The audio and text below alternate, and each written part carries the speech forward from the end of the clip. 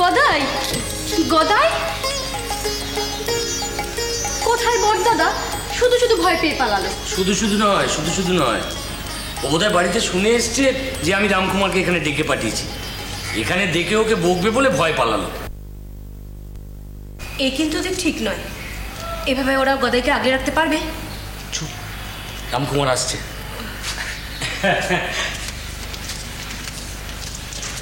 এসো এসো বাবা রামকুমার, এসো। আমি অসময়ে এসে পড়লাম না তো? আরে না না, অসময় কেন, অসময় কেন, তুমি ঠিক সময়ে এসছো। তাহলে বলেই ফেলি বড়দাদা। হ্যাঁ, কি বল? তুমি বড় অসময়ে এসছো। কেন? তুমি আর একটু পরে এলে সেনা তার দুটো মালফো খেয়ে যেতে পারতো। গদাই? হ্যাঁ, আরে এই তো এখানে বসে খাচ্ছিল, যেই না তুমি এলে অমনি দৌড়ে পালিয়ে গেল। এই যা, ঘরে যা, যা তো। যাক গে, ভালোই হলো, ওর ভাগেরটা আমি খাই গে।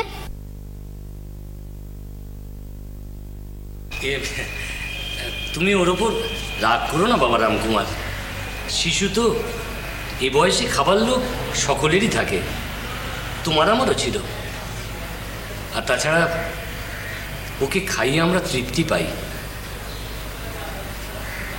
আমরা জানি তোমার মাও এসব পছন্দ করেন না, কিন্তু ওর উপর আমাদের যে টান, তা ফেলবো কি করে বাবা?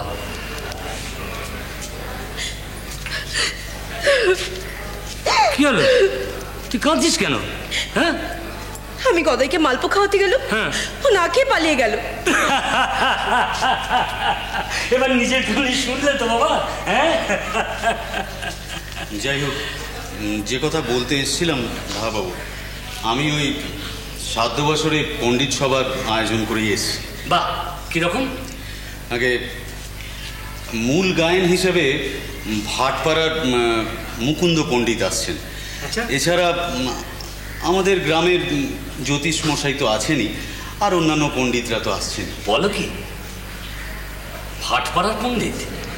আগে ভাটপাড়ার পণ্ডিতদের তো চতুর্দিকে বেশ নাম। শুনে খুব খুশি হলাম বাবা।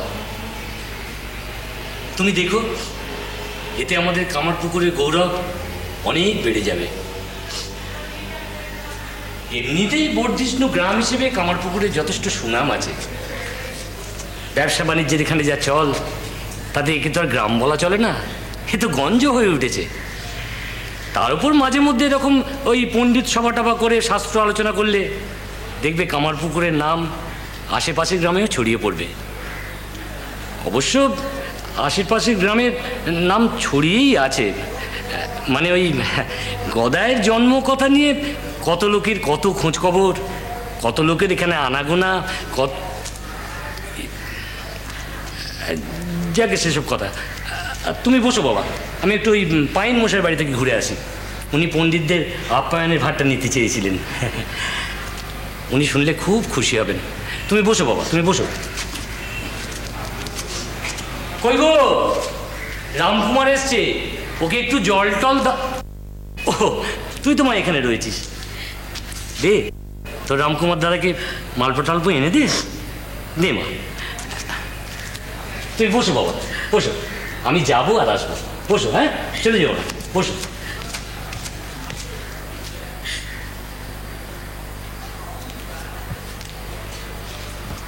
কি হলো? আমার প্রসন্নর মুখে এত মেঘ কেন রে? কেমন মানুষ গো তুমি?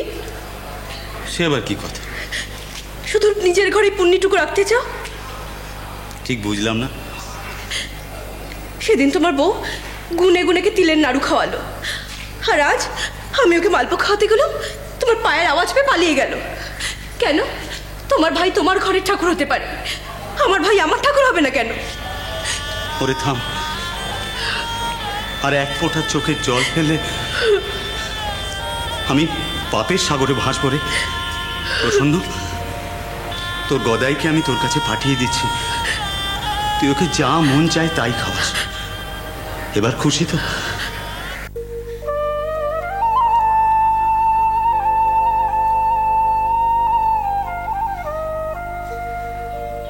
সখা হে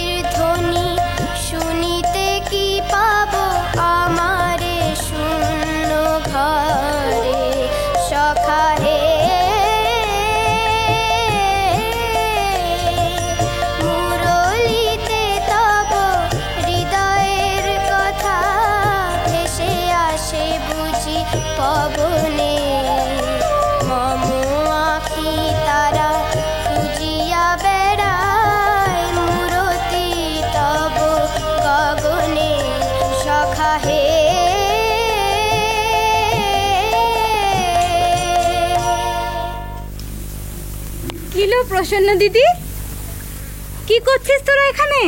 কৃষ্ণ প্রেম। আই মুখ পড়ে। আমার কথা শোন, তোর স্বামীর কাছে বায়না ধরে গদাইকে আনলো মিষ্টান্ন খাওয়াবো বলে।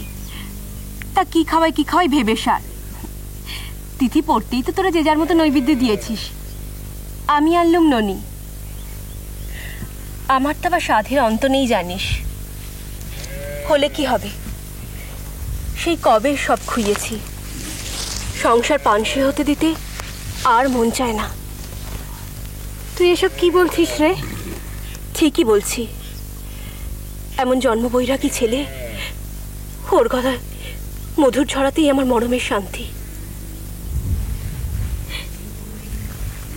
করার করলুম ননি খাইয়ে। সেদিনের কৃষ্ণপালার গান গাইতে হবে।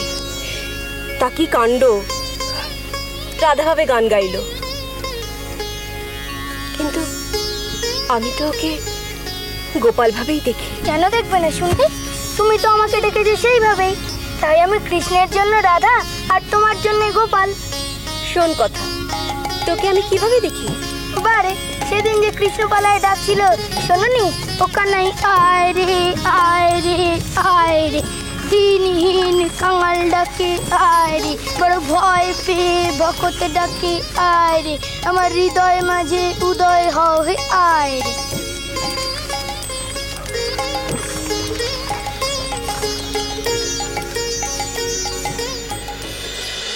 হীরা